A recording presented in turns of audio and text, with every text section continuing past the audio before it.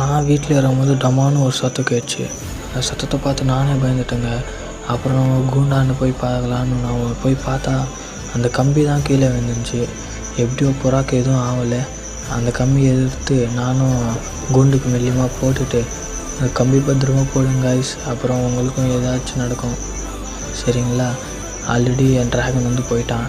அப்புறம் சுற்றி முற்றி எல்லாம் பார்த்தேன், எந்த பொண்ணையும் தம்பல்ல. குரங்கு ஏதாச்சும் வந்துருக்குமோ என்னவோ தெரியல. எப்படியோ புறா எல்லாம் பத்திரமா இருக்குது. கார் முன்னாடி பார்க்குறேன், கார் கீழே தூங்கி பார்க்குறேன், எங்கேயுமே பார்த்திங்கன்னா பூனை வந்து இல்லை. அதுக்கப்புறம் நானும் எல்லா பேர்டுக்கு ஃபீடு வைக்கிறதுக்கு அந்த பக்கம் குண்டுக்கிற புறாவையும் கைட்டு விட்டுட்டேன். கைட்டு விட்டோம்னா அவன் பார்த்திங்களா எப்படி எகறான். அப்புறம் பார்த்திங்கன்னா அந்த பக்கம் சின்ன புறா மட்டும் கீழே உள்ள.